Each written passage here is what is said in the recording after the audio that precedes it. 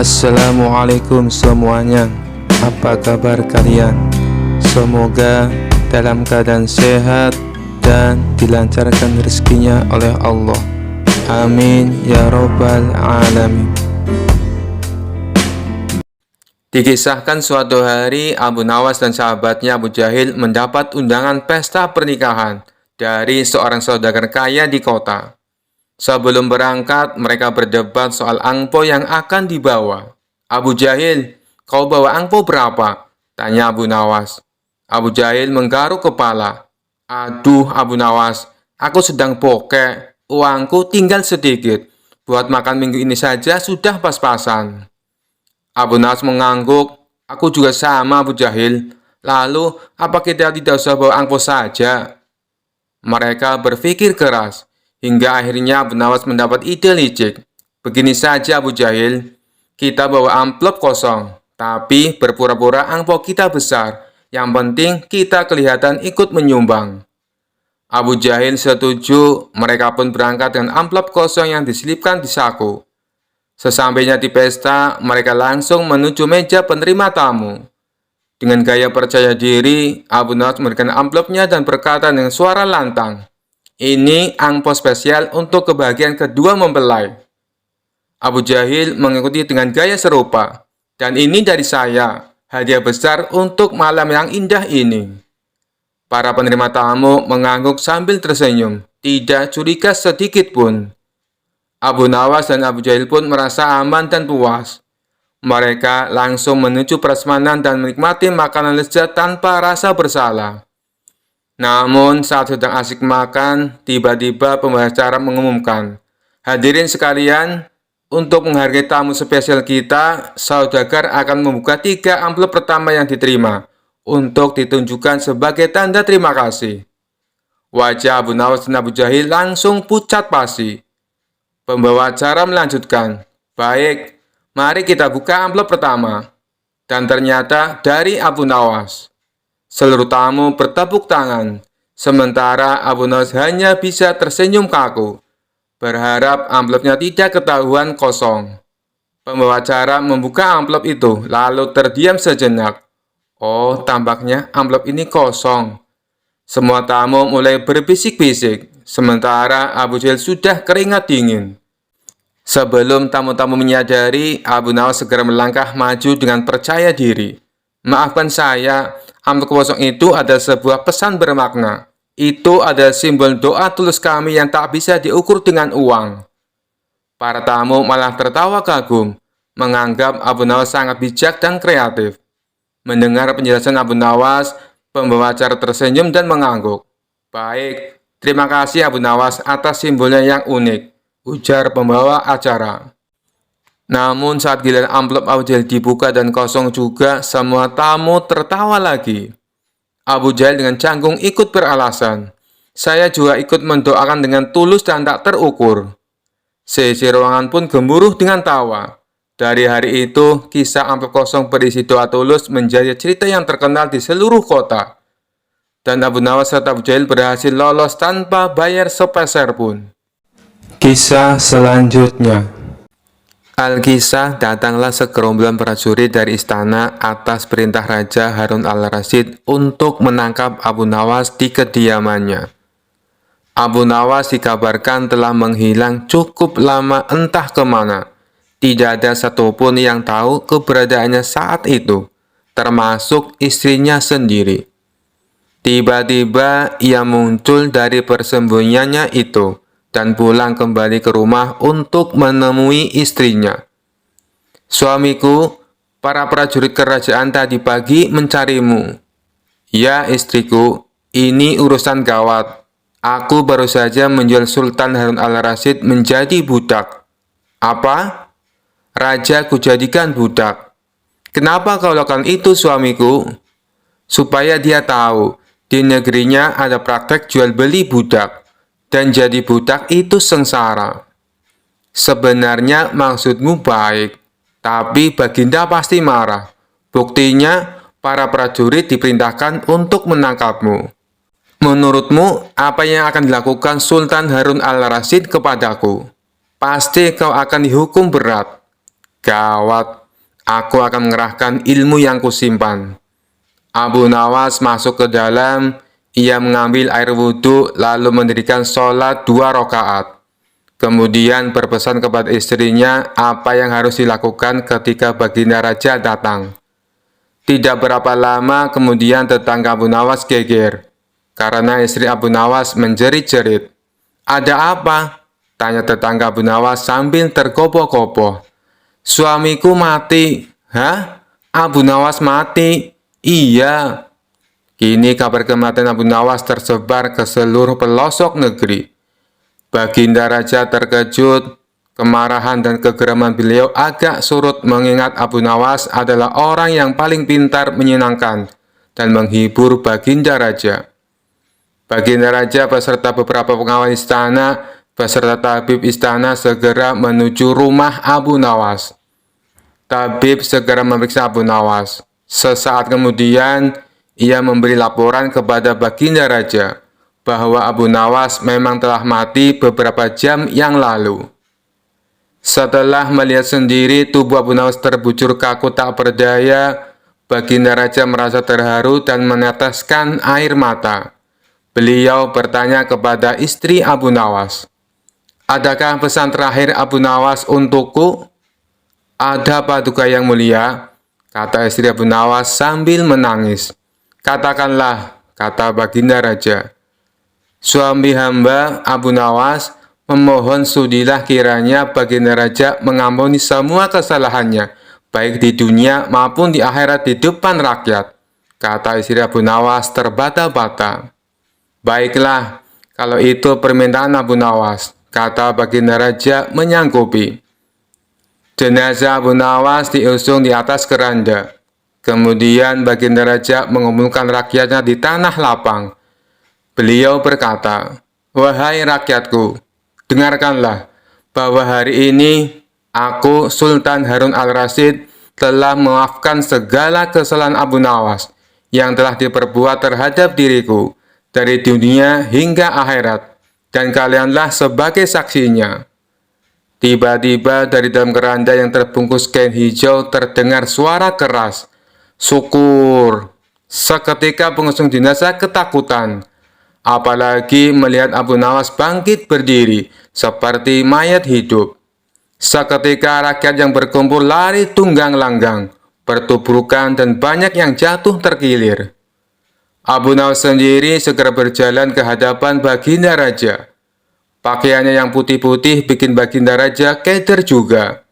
"Kau sebenarnya mayat hidup atau memang kau hidup lagi?" tanya Baginda Raja dengan gemetar. "Hamba masih hidup, tuanku.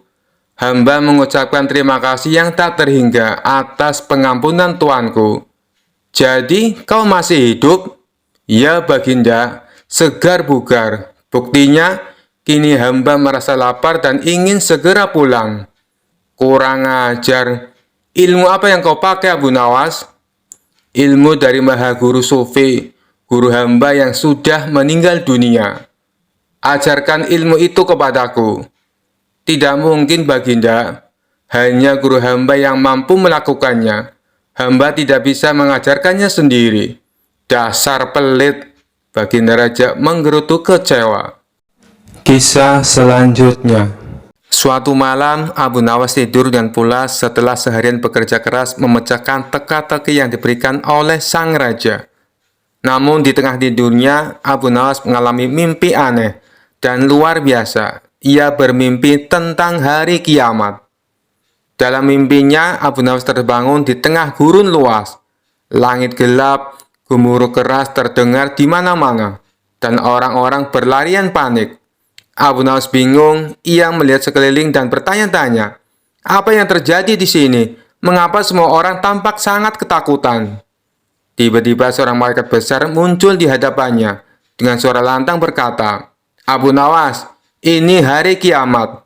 Semua manusia akan diadili hari ini." Abu Nawas yang biasanya tenang mendadak gemetar. "Apa? Kiamat? Jadi ini akhirnya waktu di mana semua dosa diperhitungkan," katanya dengan suara lirih. Malaikat itu mengangguk. "Benar, Abu Nawas. Dan sekarang giliranmu untuk diadili, katanya dengan tegas. Abu Nawas langsung pucat. Dalam hatinya, ia tahu bahwa hidupnya penuh dengan akal-akal cerdik dan trik-trik kocak. Dengan penuh rasa takut, ia berbisik, "Aduh, bagaimana ini? Apa aku bisa lolos dari pengadilan ini?" Lalu ia melihat orang-orang berbaris panjang menunggu giliran mereka diadili. Di barisan depan ada seorang saudagar kaya yang pernah ia kenal. Saudagar itu datang dengan membawa kereta penuh emas dan perhiasan. Tetapi malaikat pengadil hanya menggelengkan kepala, dan saudagar itu pun dibawa ke tempat yang gelap dan suram. Kemudian datanglah seorang alim ulama dengan buku tebal yang berisi segala amal baiknya. Namun malaikat pengadil masih saja menggelengkan kepala. Ulama itu pun dibawa pergi. Melihat itu, Abu Nawas semakin panik. Wah, kalau mereka saja tidak lolos, bagaimana dengan aku? Aku tidak punya emas, dan amalanku, ya kebanyakan penuh dengan trik cerdik, gumamnya. Akhirnya giliran Abu Nawas tiba. Dengan gemetar ia berjalan maju di hadapan malaikat pengadil. Malaikat itu membuka buku catatan amal Abu Nawas dan mulai membaca. Tiba-tiba malaikat itu berhenti, tersenyum kecil dan berkata, "Abu Nawas, ada yang aneh di sini.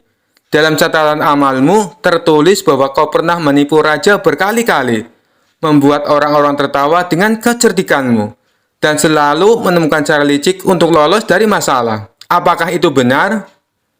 Abu Nawas dengan senyum canggung menjawab, "Iya, hamba akui, tapi semua itu dilakukan dengan niat baik, supaya orang-orang senang dan tertawa, tidak untuk menyakiti." Malaikat itu tertawa kecil dan berkata, "Baiklah, karena kau mengakuinya, aku akan bertanya satu hal terakhir. Apa yang akan kau lakukan jika kau diberi kesempatan untuk lolos dari pengadilan ini?" Abu Nawas berpikir cepat dan tiba-tiba ide cerdiknya muncul. Dengan penuh percaya diri, ia menjawab, "Hamba akan melakukan hal yang sama. Tapi kali ini hamba akan menipu nyamuk dan lalat-lalat yang nakal yang suka mengganggu manusia, bukan raja atau rakyatnya." Malaikat itu tertawa terbahak-bahak mendengar jawaban Abu Nawas yang begitu konyol. "Abu Nawas, kau memang selalu punya jawaban yang tak terduga, tapi sayang, tak ada lagi nyamuk atau lalat di akhirat." Abu Nawas yang sudah mulai rileks menjawab dengan gaya santai, "Kalau begitu, mungkin hamba bisa membuka kursus kecerdikan di sini untuk membantu orang-orang menghadapi situasi sulit dengan cerdik." Malaikat itu tak bisa menahan tawa lagi. "Abu Nawas, meskipun ini hari pengadilan, kau berhasil membuat kami tertawa. Kau memang licik, tapi niatmu baik. Karena itu kami putuskan, kau lolos hari ini. Tapi ingat, jangan lagi menipu di akhirat." Abu Nawas tersenyum lebar dan membungkuk hormat. Terima kasih. Hamba janji akan hidup lebih cerdik lagi. Maksud hamba lebih baik lagi di sini." Tiba-tiba Abu Nawas terbangun dari tidurnya dengan kaget. Ia menyeka keringat di dahinya dan bergumam, "Wah, untung itu cuma mimpi. Kalau benar-benar hari kiamat tadi, aku pasti sudah kena masalah besar." Kisah selanjutnya. Dikisahkan suatu hari yang cerah di kota Baghdad, Raja Harun al-Rasyid duduk di istananya, merenungi keajaiban-keajaiban dunia. Salah satu hal yang membuatnya penasaran adalah air Zam-Zam, yang konon tidak pernah habis meski diminum oleh jutaan orang setiap tahun. Untuk mencari jawaban, dia memanggil Abu Nawas yang terkenal dengan kecerdasan dan humornya. Ketika Abu Nawas tiba di istana, Raja langsung bertanya, "Abu Nawas, aku ingin tahu, mengapa air Zam-Zam tidak pernah habis, meski diminum oleh begitu banyak orang setiap tahun?" Abu Nawas kemudian berkata, "Wahai Baginda, izinkan saya menjelaskan dengan cara yang sedikit berbeda." Raja dan seluruh hadirin tertarik dan mendekat untuk mendengar penjelasan Abu Nawas. Abu Nawas memulai ceritanya. "Suatu hari, saya bermimpi bertemu dengan seorang malaikat di sebuah taman yang indah. Malaikat itu bertanya kepada saya, Abu Nawas, tahukah kamu mengapa air Zam-Zam tidak pernah habis? Saya menjawab, mungkin itu karena ada sumur ajaib di bawahnya. Kerumunan tertawa kecil menikmati analogi Abu Nawas yang unik. Abu Nawas melanjutkan, malaikat itu tersenyum dan berkata, bayangkan ada sebuah sumur yang diisi ulang oleh tangan-tangan gaib setiap kali airnya diambil. Apakah kamu tahu siapa yang mengisi ulang sumur itu? Saya menjawab, mungkin para jin. Malaikat itu tertawa dan berkata, tidak Abu Nawas, bukan para jin, tapi Allah yang Maha Kuasa. Penduduk desa tertawa terbahak-bahak membayangkan jin-jin sibuk mengisi ulang sumur. Abu Nawas kemudian berkata dengan nada lebih serius namun tetap humoris. Malaikat itu melanjutkan, air Zam-Zam adalah salah satu keajaiban Allah. Allah menjaga agar air itu tidak pernah habis, meskipun diminum oleh jutaan orang setiap tahun. Raja mengangguk mulai memahami analogi Abu Nawas. Abu Nawas melanjutkan dengan nada penuh humor. Tiba-tiba di tengah taman muncul seorang penjual es krim. Malaikat itu bertanya kepada penjual es krim, apakah kamu tahu mengapa air Zam-Zam tidak pernah habis? Penjual es krim menjawab, mungkin karena aku belum pernah mencobanya untuk membuat es krim. Malaikat itu tertawa dan berkata, cobalah, mungkin kamu akan menemukan resep es krim paling ajaib di dunia. Kerumunan tertawa terbahak-bahak, bahkan beberapa orang sampai memegangi perut mereka. Raja Harun al-Rasyid tertawa dan terhibur oleh penjelasan cerdik Abu Nawas. Raja kemudian bertanya, jadi Abu Nawas, apakah ada penjelasan lain mengapa air Zam-Zam tidak pernah habis? Abu Nawas menjawab dengan bijak, air Zam-Zam adalah salah satu tanda kebesaran Allah. Dengan kuasanya, Allah menjaga air itu tetap ada untuk memenuhi kebutuhan para hambanya yang datang dari seluruh penjuru dunia. Ini adalah salah satu bentuk kasih sayang Allah kepada umat manusia. Kerumunan kembali tertawa dan bertepuk tangan, terkesan oleh kebijaksanaan dan humor Abu Nawas. Abu Nawas menutup dengan sebuah nasihat. Ingatlah sahabat-sahabatku, bahwa di balik setiap keajaiban ada kebesaran dan kuasa Allah yang Maha Kuasa.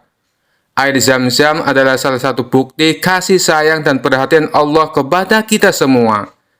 Jadi, minumlah dengan penuh syukur dan keimanan. Kisah selanjutnya. Abu Nawas dikenal sebagai penyair dan juga sosok jenaka yang penuh dengan kecerdasan. Sejak tinggal di Baghdad, Abu Nawas memiliki hubungan kedekatan dengan Baginda Raja Harun al-Rasyid, karena dirinya sering memberikan solusi kenegaraan bagi Baginda Raja. Akan tetapi hari itu sebuah pemandangan langka terjadi. Abu Nawas datang istana kerajaan tanpa mendapat undangan dari Baginda Raja terlebih dahulu. Oh, ternyata engkau datang juga. Kebetulan, aku memang sudah kangen ingin bertemu denganmu Abu Nawas, kata Baginda Raja tanpa basa-basi. Mendengar perkataan rajanya itu, Abu Nawas menjadi senang bukan kepalang, karena memang diketahui hubungan mereka belakangan ini sedang dekat-dekatnya. Wahai Baginda, kali ini apa yang mesti hamba lakukan? Tanya Abu Nawas. Tidak ada, sergah Baginda Raja. Sebentar dulu, ujar Baginda Raja yang kemudian beranjak dari tempat duduknya. Begitu kembali, Baginda Raja sudah berganti pakaian yang sederhana layaknya rakyat biasa. Aku ingin ke rumahmu Abu Nawas, titah Baginda Raja. Untuk apa Baginda ke rumah hamba? Tanya Abu Nawas heran dan kaget. Abu Nawas merasa belum memikirkan sebelumnya jika Baginda ingin ke rumahnya. Istrinya pun tidak ada di rumah. Abu Nawas berpikir siapa yang akan menyiapkan hidangan untuk Baginda Raja. Intinya aku mau ke rumahmu, ujar Baginda dengan sedikit memaksa. Karena tidak ingin membantah perintah rajanya, akhirnya Abu Nawas mengiyakan ajakan Baginda tersebut. Tanpa ada pengawal, Baginda dan Abu Nawas berjalan kaki menuju rumah Abu Nawas, yang jaraknya tidak begitu jauh dari istana kerajaan. Sesampainya di rumah Abu Nawas, Baginda tidak menyangka jika rumah Abu Nawas sangat sederhana. Tak ada barang berharga di rumah itu. "Di mana istrimu, Abu Nawas?" tanya Baginda Raja.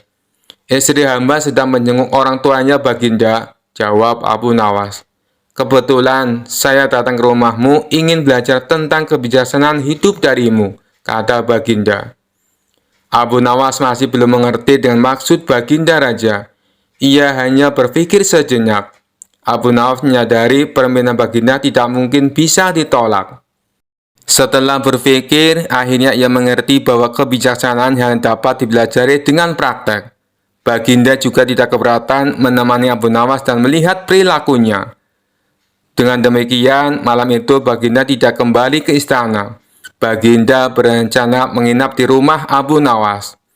Abu Nawas lalu menggosok-gosok sebuah kayu membuat api.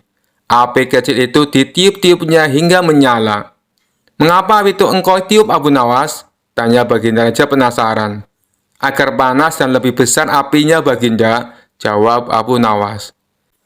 Setelah api itu membesar, Abu Nawas kemudian memasak sop. Setelah sop itu matang, Abu Nawas menuangkannya ke dalam 2 mangkok. Ia mengambil mangkoknya dan meniup sop tersebut. "Lalu, mengapa sop itu engkau tiup, Abu Nawas?" tanya Baginda Raja lagi. "Agar lebih dingin dan enak dimakan, Baginda," jawab Abu Nawas. "Aku rasa aku tidak jadi belajar darimu," katus Baginda Raja mengagetkan Abu Nawas. "Engkau tidak bisa konsisten dengan pengetahuanmu," lanjut Baginda Raja diiringi senyum kecut dari Abu Nawas. Akhirnya Baginda Raja tidak jadi menginap di rumah Abu Nawas. Malam itu Baginda Raja memutuskan untuk pulang ke istana diantar Abu Nawas. Di tengah perjalanan keduanya bicara tentang berbagai hal. "Ngomong-ngomong, berapa umurmu, Abu Nawas?" tanya Baginda Raja. 40 tahun, Baginda," jawab Abu Nawas. "Loh, perasaan beberapa tahun yang lalu engkau menyebut angka yang sama," tanya Baginda Raja kembali. "Hamba konsisten, Baginda," jawab Abu Nawas dengan sedikit tersenyum. Karena jawaban tersebut, Baginda akhirnya mengakui bahwa Abu Nawas memiliki kecerdasan. Begitu juga akhirnya Baginda sadar telah belajar hidup bijaksana kepada Abu Nawas. Kisah selanjutnya. Abu Nawas mendengar kota Baghdad gempar mengenai adanya seseorang yang mengaku sebagai peramal sakti. Di depan banyak orang, dia sesumbar bisa mengetahui peristiwa yang akan datang. Hal ini pun membuat rakyat penasaran, termasuk Abu Nawas. Bahkan ada sebagian orang sengaja datang ke tempat peramal itu untuk minta diketahui nasibnya. Dengan ekspresi layaknya orang sakti, orang tersebut memberitahu kepada pasiennya tentang nasib yang akan terjadi di kemudian hari. Orang yang mengaku sakti itu cukup pintar mengolah kata. Sebab apabila ramalan tidak sesuai kenyataan, dia beralasan karena si pasien telah melanggar aturan, sehingga nasib baiknya tidak kunjung datang. Anehnya, ada saja orang yang percaya dengan bualan si peramal palsu. Alhasil, rumahnya kini banyak didatangi pasien yang ingin diramal masa depannya. Hal ini membuat Abu Nawas resah. Ia ingin sekali memberi pelajaran kepada si peramal palsu. Setelah berpikir lama, akhirnya sosok cerdik ini menemukan ide untuk mengerjai orang yang mengaku sakti itu. Besoknya Abu Nawas mendatangi rumah si peramal palsu dengan membawa tongkat di tangannya. "Ada apa, wahai anakku? Apa yang kau keluhkan?" tanya si peramal palsu dengan nada sok berwibawa. "Aku cuma mau tanya, apa benar Anda bisa meramal masa depan?" tanya Abu Nawas. "Tepat sekali, kau datang ke tempat yang benar," jawab orang tersebut. "Oh, begitu. Selain meramal masa depan orang, apakah Anda juga bisa meramal nasib Anda sendiri di masa mendatang?" tanya Abu Nawas lagi. "Tentu saja bisa, wahai anakku. Aku bisa tahu apa yang akan terjadi pada diriku sendiri," jawab si peramal palsu. Setelah mendengar pengakuan orang tersebut, Tiba-tiba Abu Nawas memukulkan tongkatnya tepat mengenai kepala si peramal. "Aduh, kenapa kau memukulku?" tanya si peramal palsu kesakitan. "Tadi katanya Anda bisa tahu apa yang akan terjadi pada diri Anda sendiri. Seharusnya sebelum aku memukul, Anda sudah menghindar. Berarti Anda pembohong," ujar Abu Nawas. "Tidak, wahai anakku. Sebenarnya aku sudah tahu, bahkan sebelum kau datang ke sini," kata si peramal berpura-pura. "Tapi kenapa Anda tadi tidak mengelak sewaktu aku pukul?" tanya Abu Nawas. "Itu aku sengaja membiarkannya," jawab peramal palsu tersebut. "Baiklah, sekarang coba tebak apa yang akan menimpamu lagi," tanya Abu Nawas sambil mengangkat tongkatnya. Si peramal buru-buru menjauh dari Abu Nawas. "Kamu pasti akan memukulku," jawab si peramal palsu. "Anda salah," balas Abu Nawas. Bersamaan dengan itu, Abu Nawas menghancurkan barang-barang yang digunakan sebagai sarana perdukunan di ruangan tersebut. Seketika di sana berantakan, banyak barang pecah akibat pukulan tongkat Abu Nawas. Tidak terima dengan perilaku Abu Nawas, peramal palsu itu lalu mengadukannya kepada Tuan Hakim. Singkat cerita, Abu Nawas dan si peramal palsu diundang ke pengadilan. Di depan Tuan Hakim, si peramal palsu menuntut Abu Nawas dihukum berat, sebab telah memukul dirinya dan membuat onar di rumahnya. "Hai Abu Nawas, apa alasanmu sampai tega memukul dia dan kenapa kau menghancurkan barang-barangnya?" tanya Tuan Hakim. "Begini Tuan Hakim, awalnya hamba tanya ke dia, apakah bisa tahu nasib yang akan terjadi kepada dirinya sendiri. Dia kan ngakunya peramal dan bilang katanya tahu, tapi saat hamba pukul pakai tongkat, dia tidak menghindar. Tuan Hakim pasti menghindarkan apabila tahu ada orang yang akan memukul. Jadi yang salah siapa? Dia yang pembohong atau hamba yang memukul?" cerita Abu Nawas. "Lalu saat hamba hancurkan barang-barangnya, ternyata dia juga tidak tahu Tuan Hakim. Kalau dia tahu, pasti sebelum hamba datang sudah mengamankan barang-barangnya, ditaruh di dalam kamar. Katanya bisa meramal masa depan, sedangkan masa depannya sendiri saja tidak tahu. Berarti dia pembohong," jelasnya. "Ada benarnya apa yang dikatakan Abu Nawas. Kalau kau memang mengaku peramal, harusnya tahu apa yang akan terjadi kepadamu," ucap Tuan Hakim kepada si peramal palsu. Akhirnya Abu Nawas dibebaskan dari tuntutan hukuman. Sementara orang yang mengaku sakti itu menjadi kapok. Dia tidak berani membuka praktek ramalannya lagi. Kisah selanjutnya. Suatu hari, raja yang terkenal sering memberi perintah aneh-aneh memanggil Abu Nawas ke istana. Dengan senyum penuh tipu muslihat, raja berkata, "Abu Nawas, aku punya tugas penting untukmu." Abu Nawas bertanya dengan hati-hati, "Tugas apa, tuanku?" Raja mengangkat tangan dan berkata dengan nada serius, "Aku ingin kau menangkap petir saat hujan turun. Aku ingin melihat kekuatanmu yang legendaris." Abu Nawas terperangah. Tapi ia segera menyadari bahwa ini adalah salah satu ujian dari raja yang ingin mengerjainya. Sambil berpikir cepat, ia tersenyum licik dan berkata, "Baik, tuanku, hamba siap melaksanakan perintah ini. Tapi ada satu hal yang hamba butuhkan." Raja penasaran, "Apa yang kau butuhkan, Abu Nawas?" Dengan tenang, Abu Nawas menjawab, "Hamba butuh seember besar rantai emas dari istana.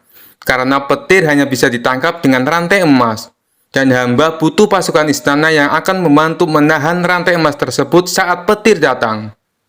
Raja terkejut mendengar permintaan itu. "Mengapa kau butuh rantai emas dan pasukan?" tanyanya. Abu Nawas dengan cerdas menjawab, "Petir itu sangat kuat, tuanku.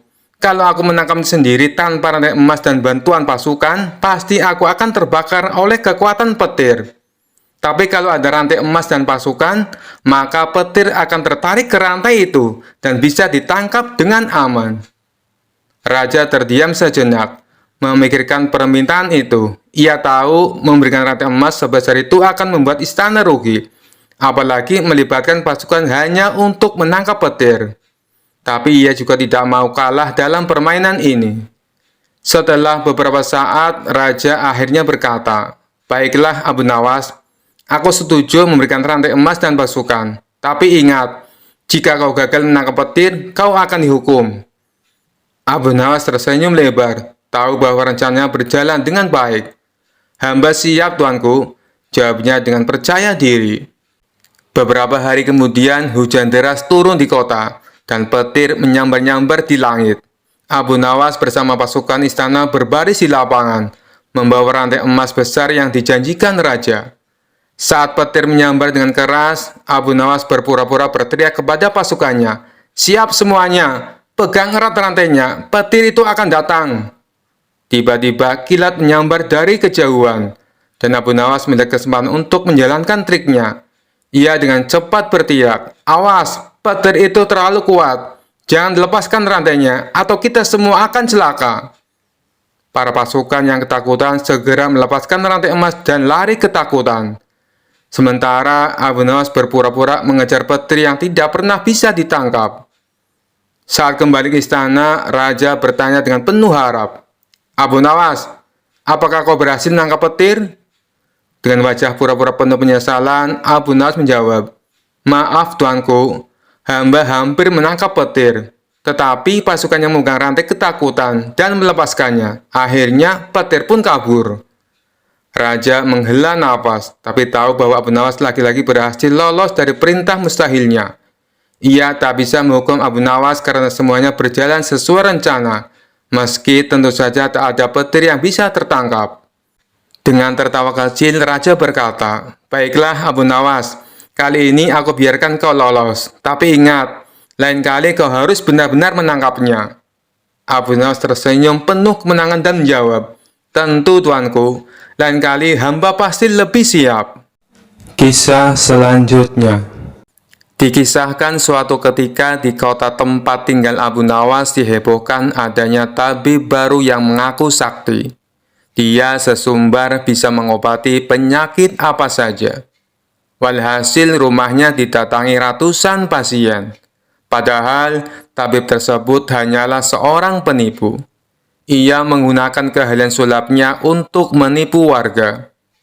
Hal inilah yang membuat warga makin percaya pada kesaktian palsu sang tabib tersebut. Ada juga pasien yang tidak kunjung sembuh. Namun karena rayon manis sang tabib palsu, ia selalu menuruti perkataannya agar kembali berobat. Sampai pada suatu ketika Abu Nawas jatuh sakit yang tidak kunjung sembuh. Atas saran sang istri, Abu Nawas disuruh berobat ke tabib tersebut. Kala itu Abu Nawas belum tahu kalau sang tabib tersebut adalah seorang penipu. Ia pun menuruti saran sang istri. Namun sudah 3 kali berobat, sakit Abu Nawas tidak kunjung sembuh. Padahal sekali berobat bayarnya 100 dinar. Dan Abu Nawas sudah menghabiskan 300 dinar, tanpa ada sedikit pun tanda-tanda kesembuhan pada dirinya. Akibatnya Abu Nawas mulai curiga jangan-jangan tabib itu seorang penipu. Seiring berjalannya waktu, Abu Nawas pun sudah sehat seperti sedia kala. Lalu terbesit dalam benaknya untuk mengerjai tabib palsu tersebut. "Aku harus mendapatkan 300 dinarku. Tapi bagaimana caranya ya?" tanya Abu Nawas dalam hati. Setelah lama berpikir, akhirnya Abu Nawas menemukan ide cemerlang. Keesok harinya, dia membuka praktek pengobatan di depan rumahnya. Lengkap dipasang papan yang bertuliskan, "Sembuh bayar 100 dinar, kalau tidak sembuh, uang kembali 1000 dinar. Para pasien yang rencananya berobat ke tabib palsu mendadak memilih datang ke rumah Abu Nawas. Rumah Abu Nawas pun penuh sesak oleh pasien. Entah karena kebetulan atau bagaimana, hampir semua pasien yang diobati berhasil disembuhkan. Sementara di rumah tabib palsu terlihat sepi, tidak ada seorang pasien pun yang datang. "Hari ini kenapa sepi sekali?" tanya sang tabib dalam hati. Selang beberapa lama datanglah asistennya dan mengabarkan berita tentang klinik Abu Nawas. "Tuan, Abu Nawas sekarang buka praktek pengobatan," kata asistennya melaporkan. "Benarkah?" tanya sang tabib. "Benar tuan, di rumah Abu Nawas ramai sekali pasien datang. Itulah kenapa hari ini di rumah tuan sepi pasien," jawab asistennya. Mendengar kabar itu, sang tabib tertawa mengejek. Memangnya Abu Nawas sakti? Menyembuhkan dirinya saja tidak bisa, balas sang tabib dengan terus tertawa. Bukan masalah sakti atau tidaknya, Tuan. Tapi di depan rumah Abu Nawas terpajang papan yang bertuliskan sembuh bayar 100 dinar. Kalau tidak sembuh, uang kembali 1000 dinar, ujar sang asisten. Oh, pantas. Aku hari ini sepi pasien. Tapi apa memang benar begitu? Tanya sang tabib penasaran. Saya lihat sendiri, Tuan. Tapi anehnya, pasien yang berobat ke Abu Nawas hampir semuanya sembuh dari penyakitnya, jawab sang asisten. Mendengar penuturan asistennya, muncul sifat asli tabib palsu. Ia berencana menipu Abu Nawas. Beberapa hari ke depan untuk sementara kita tutup dulu. Biarlah Abu Nawas yang membuka praktek pengobatan, ucap sang tabib kepada asistennya. Memangnya kenapa, Tuan? Tanya asistennya penasaran. Aku punya rencana untuk menipu Abu Nawas. Aku pasti akan mendapatkan 1000 dinar, jawab tabib palsu itu. Tapi bagaimana caranya? Tanya sang asisten bertambah penasaran.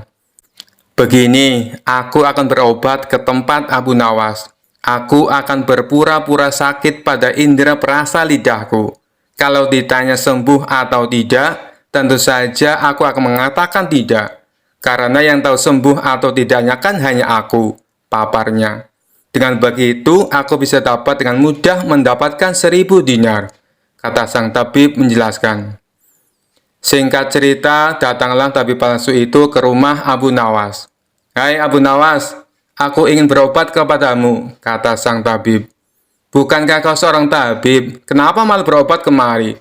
Tanya Abu Nawas. Iya benar, tapi di tempatku tidak ada obatnya, makanya aku datang ke sini, jawab sang tabib. Memangnya kamu sakit apa? Tanya Abu Nawas lagi. Begini Abu Nawas, entah kenapa lidahku mati rasa. Aku tidak bisa merasakan apa-apa, kata sang tabib berpura-pura mengeluh. Tapi Abu Nawas menangkap firasat kurang baik. Ia yakin kalau tabib palsu itu hendak menipunya. Aku tidak akan tertipu untuk yang kedua kalinya. Justru kedatanganmu sudah aku tunggu-tunggu, ucap Abu Nawas dalam hati. Lalu Abu Nawas menyuruh sang tabib untuk menunggunya di ruang pengobatan. Abu Nawas segera memeras buah jeruk yang sangat asam dan menuangnya ke dalam gelas. Lalu gelas tersebut diberikan kepada sang tabib. Ini obatnya sudah jadi, minumlah, ucap Abu Nawas. Ketika sang tabib meminumnya, mukanya mendadak berkerut menahan rasa kecut. Kamu menipuku ya? Ini bukan obat, tapi air jeruk yang sangat kecut, kata sang tabib emosi. Alhamdulillah, berarti lidahmu sudah tidak lagi mati rasa. Sekarang bayar ongkos berobatnya, pinta Abu Nawas. Waduh, aku keceplosan, gagal rencanaku, pikir sang tabib palsu. Ia pun terpaksa memberikan uang 100 dinar kepada Abu Nawas. Tapi sang tabib tidak putus asa. Ia terus berusaha agar bisa mendapatkan 1000 dinar. Hari berikutnya, ia kembali mendatangi Abu Nawas. Hei Abu Nawas, aku mau berobat lagi, kata sang tabib palsu. Oh, silahkan. Apa lidahmu masih mati rasa? Tanya Abu Nawas meledek. Bukan, kali ini penyakitnya berbeda, jawab sang tabib. Luar biasa, ternyata kamu punya banyak stok penyakit. Kali ini apa penyakitnya?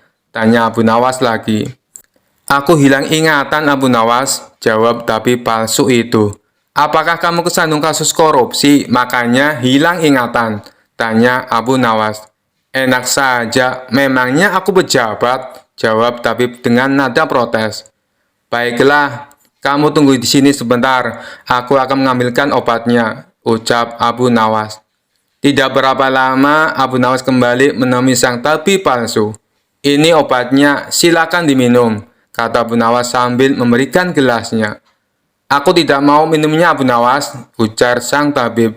Loh, memangnya kenapa? Katanya pengen sembuh, ucap Abu Nawas. Ini kan perasaan air jeruk seperti kemarin. Aku tidak mau, kata sang tabib menolak. Alhamdulillah, tanpa meminumnya pun kamu sudah sembuh. Sini bayar 100 dinar, pinta Abu Nawas lagi. Sudah sembuh? Sembuh apanya? Kamu jangan mengada-ada Abu Nawas, protes sang tabib. Buktinya, kamu masih ingat dengan obat yang kemarin aku berikan itu. Berarti sakit hilang ingatanmu sudah sembuh, jelas Abu Nawas. Untuk kedua kalinya, rencana sang tabib palsu mengalami kegagalan. Mau tidak mau, ia harus memberikan uang kepada Abu Nawas. Kurang ajar. Ternyata Abu Nawas tidak sebodoh yang aku kira, pikir sang tabib. Tidak terima dengan dua kegagalan yang dialami, tabib palsu itu berpikir keras untuk mengalahkan Abu Nawas. Setelah merenung agak lama, akhirnya ia mendapatkan sebuah ide. Aku pasti berhasil, ungkap tabib merasa yakin. Kali ini ia berpura-pura buta. Si tabib berjalan ke rumah Abu Nawas dengan bantuan tongkat di tangannya. Setelah tiba, Abu Nawas sempat kaget dengan penuh rasa iba. Abu Nawas bertanya kepada sang tabib, "Apa yang menimpamu dan mengapa kamu bisa seperti ini?" Si tabib palsu menjawab, "Tolonglah aku Abu Nawas, mataku tiba-tiba buta, sembuhkanlah aku," terangnya. Tabib itu kemudian dipersilakan masuk dan duduk di ruang pengobatan. Setelah mengamatinya dengan seksama, Abu Nawas akhirnya menyadari bahwa itu adalah tipuan. Namun Abu Nawas tidak pernah kehilangan akal. Ia punya cara lain untuk menghadapinya. "Sepertinya penyakit kebutaanmu sudah sangat parah. Maafkan aku, untuk kali ini tidak mampu mengobatinya," ucap Abu Nawas pura-pura sedih. Mendengar jawaban tersebut, sang tabib langsung kegirangan. Akhirnya bisa mengelabui Abu Nawas. "Terus bagaimana ini Abu Nawas? Padahal aku berharap banyak kepadamu," kata sang tabib berpura-pura. "Iya, mau bagaimana lagi? Aku tidak mungkin bisa menyembuhkanmu," jawab Abu Nawas. "Kalau begitu, aku dapat uang 1000 dinar dong," tanya tabib palsu itu penuh harap. "Tentu saja kawan, aku tidak mungkin berdusta," balas Abu Nawas. Kemudian Abu Nawas masuk ke rumah untuk mengambilkan uang. "Ini uang 1000 dinar untukmu," ucap Abu Nawas sambil memberikan uangnya. Tabib palsu itu dengan penuh kegirangan menerima uang tersebut. Tapi setelah uangnya dihitung, ia langsung murka. "Hai Abu Nawas, kenapa hanya 10 dinar?" tegas sang tabib palsu dengan emosi. "Dari mana kamu tahu kalau jumlahnya hanya 10 dinar?" tanya balik Abu Nawas. "Uangnya memang ada 10, tapi pecahan 1 dinar, bukan 100 dinar. Memangnya aku buta, Pak?" balas tabib tambah emosi. "Alhamdulillah, sekarang kamu sudah sembuh," kata Abu Nawas sambil mengambil kembali uangnya. "Maksudmu apa, Abu Nawas? Kenapa uangnya diambil lagi?" tanya si tabib kebingungan. "Loh, kamu kan sudah sembuh. Sini bayar 100 dinar, pinta Abu Nawas. "Sembuh apanya? Kamu jangan mengada-ada Abu Nawas," protes si tabib palsu.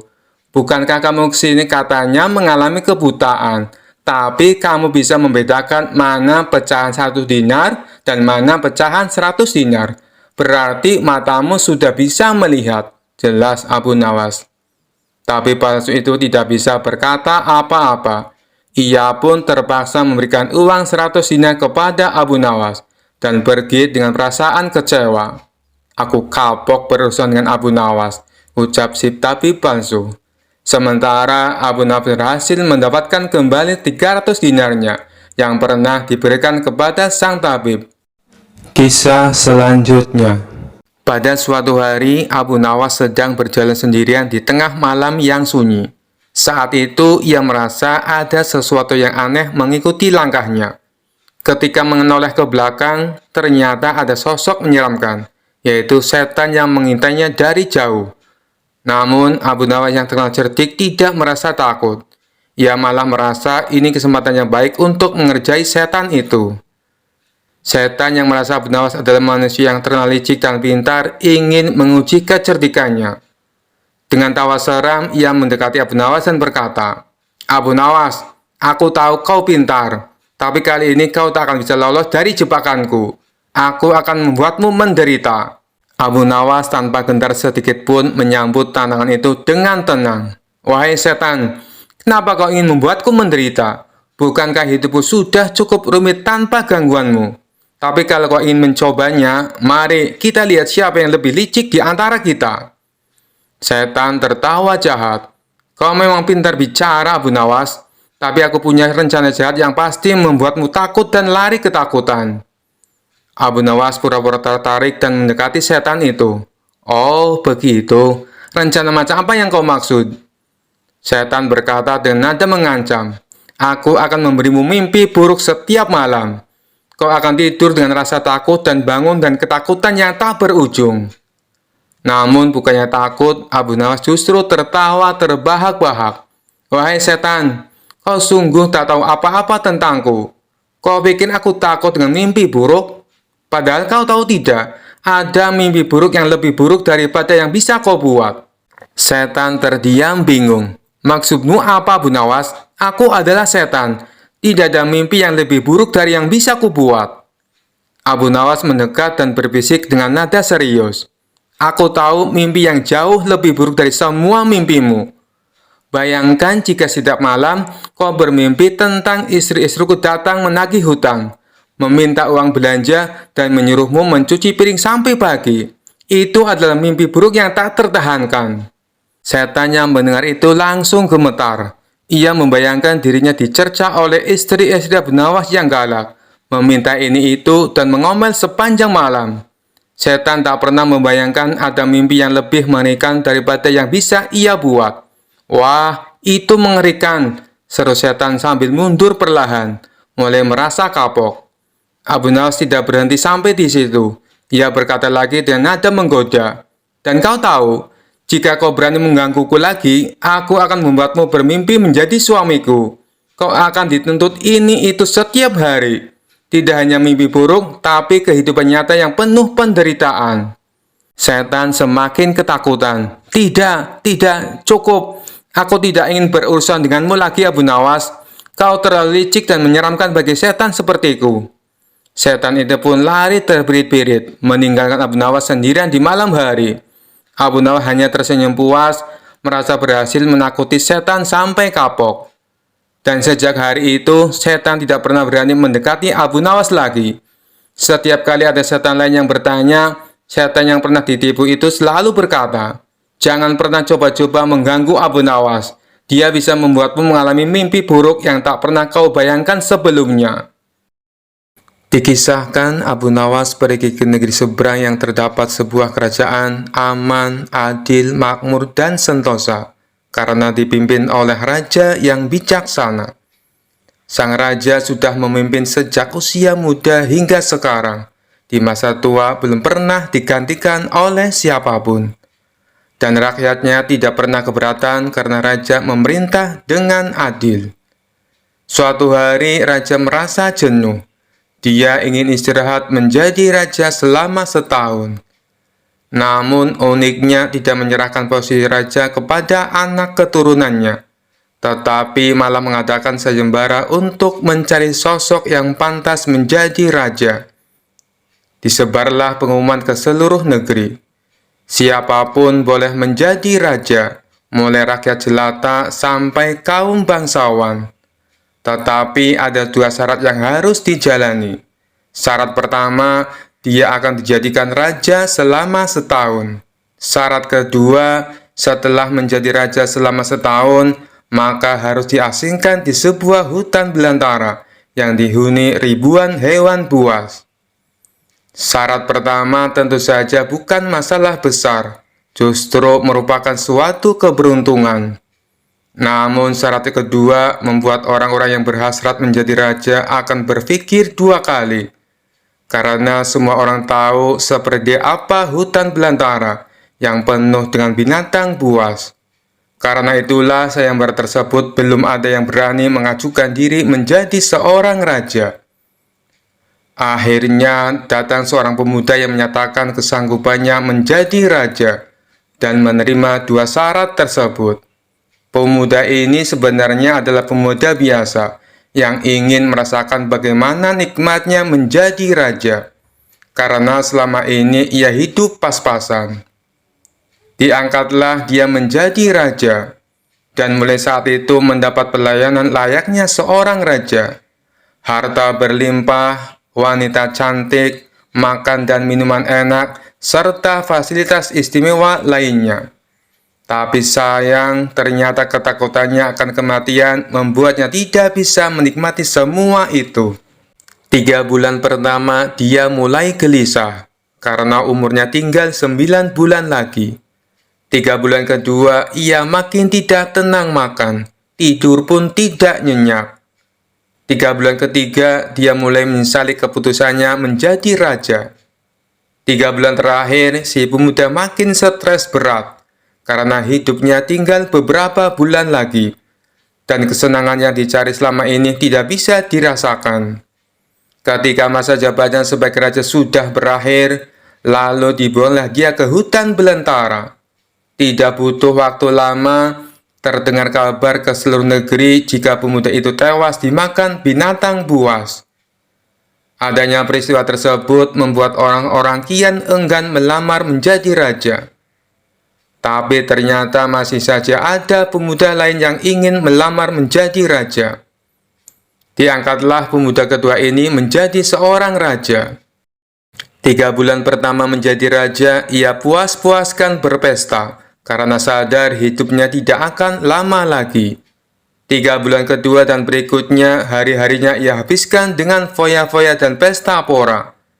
Bulan berganti bulan, pestanya makin gila-gilaan.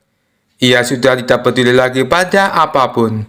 Dia hanya ingin bersenang-senang sebelum mati setelah jabatannya sebagai raja berakhir. Lalu dibuanglah dia ke hutan belantara. Tidak berapa lama terdengar kabar bahwa si pemuda kedua tewas diterkam singa. Tubuhnya dicabik-cabik dan jadi rebutan para singa. Peristiwa ini membuat banyak orang melupakan mimpi menjadi seorang raja.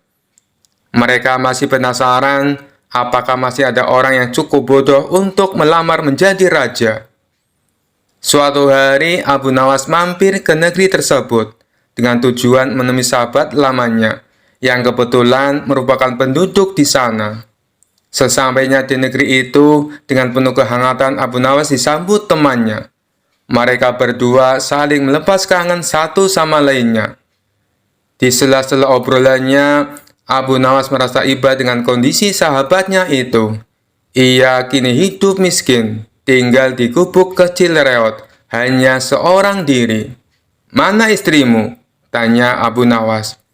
"Semenjak aku jatuh miskin, ia pergi meninggalkanku," jawab sahabat. "Ya sudah, yang sabar ya. Yang penting kamu jangan tinggalkan sholat. Jangan lupa berdoa kepada Allah, agar Allah membukakan pintu rezeki untukmu," tutur Abu Nawas. "Alhamdulillah, aku tidak pernah tinggalkan sholat. Bahkan aku sekarang rajin berpuasa sunnah," balas sahabatnya. "Oh iya, ngomong-ngomong, mana nih makanannya? Dari tadi kenapa belum keluar?" celetuk Abu Nawas. "Maaf Abu Nawas, aku sudah tidak punya apa-apa. Aku sendiri kadang sehari makan, kadang tidak," ujar sahabatnya. Mendengar hal itu membuat hati Abu Nawas makin terenyuh. "Kenapa tidak mencari kerja? Upahnya kan bisa untuk beli makanan," tanya Abu Nawas. "Setiap hari aku keluar untuk cari pekerjaan, tapi belum juga dapat. Mungkin belum rezekiku," jawab sang sahabat. "Kalau mau nekat sih sebenarnya aku bisa. Bahkan aku bisa menjadi raja dan kaya raya. Tapi itu hanya sementara. Setelah itu aku mati diterkam binatang buas di hutan belantara," kata sahabatnya melanjutkan. "Maksudmu bagaimana?" tanya Abu Nawas heran. Kemudian sahabatnya itu memberitahu tentang sayembara yang diadakan rajanya. Mendengar sayembara tersebut, Abu Nawas terdiam sejenak. Tiba-tiba terlintas di benak Abu Nawas sebuah ide yang cemerlang. "Kamu ingin hidup kaya? Aku akan membantumu. Sekarang juga antaran aku ke hadapan rajamu. Aku mau mendaftar menjadi raja," ucap Abu Nawas. "Kamu gila ya? Jangan Abu Nawas, itu sama saja bunuh diri. cegah sahabatnya. "Sudahlah, turuti saja perkataanku," timpal Abu Nawas. Maka diantaralah Abu Nawas ke istana untuk menemui sang raja. "Ada perlu apa kalian datang kemari?" tanya sang raja. "Maaf Tuan Raja, hamba Abu Nawas dari negeri seberang ingin mendaftar menjadi raja. Itu pun kalau Tuan Raja mengizinkan," ucap Abu Nawas. "Oh, tentu saja boleh. Siapapun dipersilakan menjadi raja. Tapi ada 2 syarat yang harus dijalani," ujar sang raja.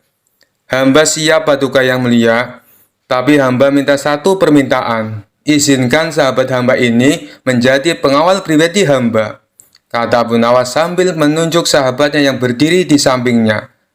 "Oh, silakan saja. Saat menjadi raja selama setahun, kau berhak atas segala sesuatunya, termasuk mengatur semua prajurit kerajaan beserta para menteri. Tapi ketika masamu menjadi raja berakhir, sahabatmu juga harus ikut kau dibuang ke hutan belantara," timpal sang raja. Sahabat Abu Nawas ini pun kaget dan sempat menolak dijadikan pengawal pribadinya. Namun akhirnya Abu Nawas berhasil membujuknya. Mendengar ada yang melamar menjadi raja lagi membuat masyarakat penasaran. Sebagian menertawakan kebodohan tersebut, sementara yang lain merasa iba dan kasihan. Abu Nawas akhirnya diangkat menjadi raja dan diberi segala kemewahan serta kemudahan fasilitas layaknya baginda raja. Ternyata berbeda dengan 2 pemuda sebelumnya, Abu Nawas tidak berpesta pora dan foya-foya. Namun, ia membuat beberapa tindakan selama menjadi raja. 3 bulan pertama, Abu Nawas memerintah ribuan prajurit untuk membabat habis hutan belantara dan memindahkan semua binatang buas ke tempat lain. Sebagai raja, tentu perintahnya harus dipatuhi. Setelah 3 bulan berlalu, hutan belantara tempat ia akan dibuang kini menjadi tanah kosong yang siap huni. 3 bulan kedua, Abu Nawas memerintahkan para arsitek membuat istana megah untuk dirinya, tentunya dengan uang kerajaan yang dikuasai. Abu Nawas bisa membangun apa saja termasuk membangun istana di tanah yang dulunya adalah hutan belantara. Dalam jangka waktu 3 bulan, berdirilah istana megah dan kokoh. 3 bulan ketiga, Abu Nawas memerintahkan para prajurit membawakan harta dan perabotan dikirim ke istana yang baru saja dibangunnya. 3 bulan terakhir, Abu Nawas menawarkan kepada masyarakat, siapa saja yang mau pindah di wilayah istananya akan dibuatkan rumah dan diberi modal uang untuk berdagang. Kesempatan tersebut tidak disia-siakan warga. Ratusan orang mendaftarkan diri untuk pindah ke sekitaran istana Abu Nawas. Selama 3 bulan terakhir, tempat yang tadinya hutan belantara kini berubah menjadi pemukiman penduduk. Bahkan di sana Abu Nawas mempunyai istana dengan dipenuhi harta kekayaan. Akhirnya habislah masa jabatan Abu Nawas sebagai raja. Sesuai perjanjian, Abu Nawas dan sahabatnya dibuang ke hutan belantara yang kini sudah menjadi pemukiman penduduk. Sesampainya di sana, Abu Nawas dan sahabatnya memasuki istana barunya. "Ini semua untukmu. Kau sekarang sudah menjadi orang kaya raya. Tapi jangan lupa bersedekah," utur Abu Nawas. Sahabatnya itu terkejut bukan main. Ia langsung merangkul Abu Nawas dan mengucapkan terima kasih. Akhirnya Abu Nawas pun pamit pulang kembali ke negerinya. Kisah selanjutnya. Suatu hari, raja kembali memanggil Abu Nawas ke istana untuk memberi perintah aneh lagi. Raja yang terkenal suka menguji kecerdikan Abu Nawas tersenyum licik dan berkata, "Abu Nawas, kali ini aku punya tugas sangat penting untukmu." Abu Nawas sudah mencium gelagat tak biasa, menjawab dengan hati-hati, "Apa tugasnya, tuanku?" Raja dengan suara lantang berkata, "Aku ingin kau pergi dan mencari ujung bumi. Bawa aku laporan tentang apa yang ada di sana. Jangan kembali sampai kau menemukannya." Abu Nawas yang tahu bahwa perintah ini jelas-jelas mustahil, pura-pura terkejut. Tapi seperti biasa, ia segera berpikir cepat. Dengan wajah serius, Abu Nawas menjawab, "Baik, tuanku. Hamba akan mencari ujung bumi, tapi hamba butuh beberapa persiapan." Raja mengangkat alis penasaran. "Apa yang kau butuhkan kali ini, Abu Nawas?"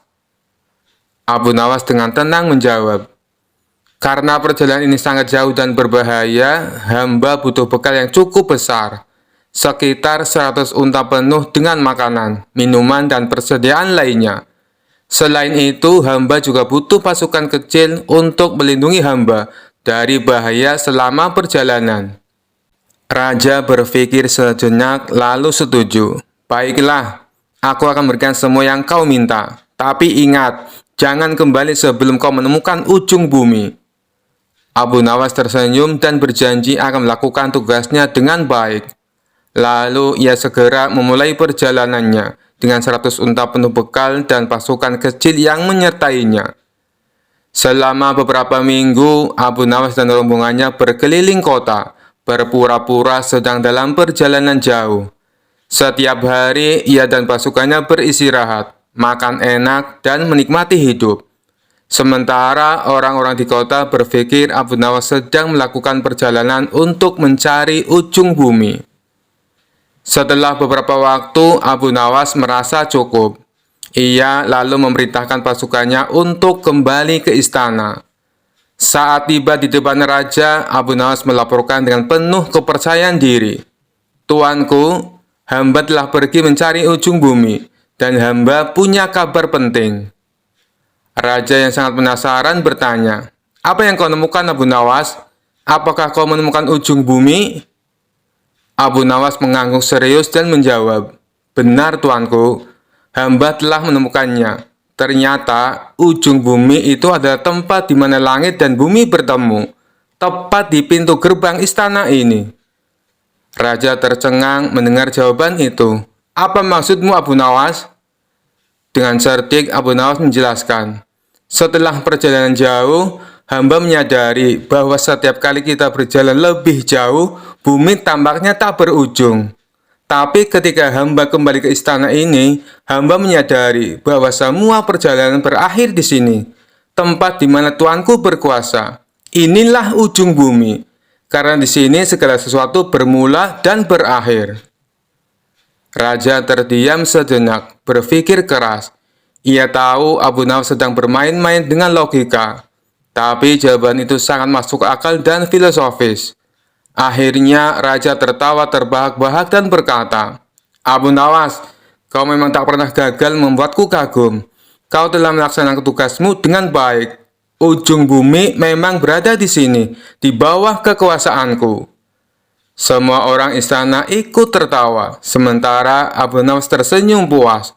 Sekali lagi ia berhasil keluar dari tugas mustahil dengan cara yang cerdik dan kocak, membuat raja tak bisa berkata apa-apa selain tertawa. Sekian dulu perjumpaan kita kali ini.